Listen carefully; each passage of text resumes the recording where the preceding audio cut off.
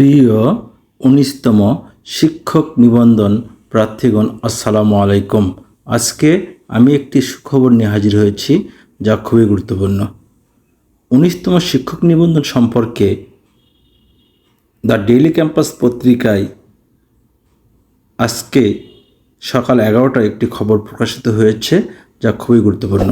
বেসরকারি শিক্ষা প্রতিষ্ঠানে সরাসরি শিক্ষক নিয়োগ সুপারিশের ক্ষমতা পেতে যাচ্ছে বেসরকারি শিক্ষক নিবন্ধন ও প্রত্যয়ন কর্তৃপক্ষ এনটিআরসি। এজন্য একটি আইন পাশের কাজ চলছে, তবে সংসদ না থাকায় আইন পাস সময় সাপেক্ষ বলে জানিয়েছে সংস্থাটি।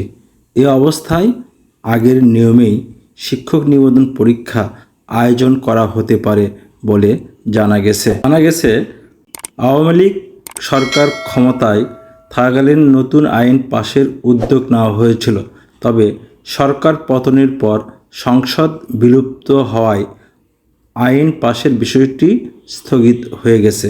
নতুন সরকার কবে গঠন হবে সে বিষয়ে সুনির্দিষ্ট কোনো তথ্য না থাকায় শিক্ষক সংকট দূর করতে আগের নিয়মেই অর্থাৎ ১৯তম শিক্ষক নিবন্ধনের মাধ্যমে শিক্ষক সংকট দূর করা হতে পারে।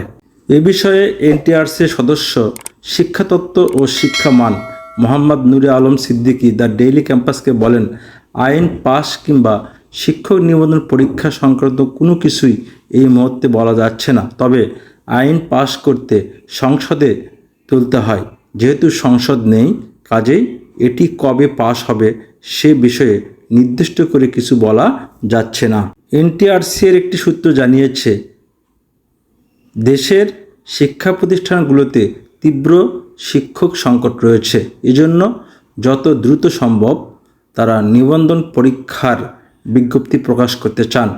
বিষয়টি শিক্ষা উপদেষ্টা সহ একাধিক মাধ্যমকে অবহিত করা হয়েছে। যেহেতু আইন পাশের বিষয়টি প্রক্রিয়াধীন, সেহেতু ১৯তম শিক্ষক নিবন্ধনের বিজ্ঞপ্তি নিয়ে ভাবা হচ্ছে।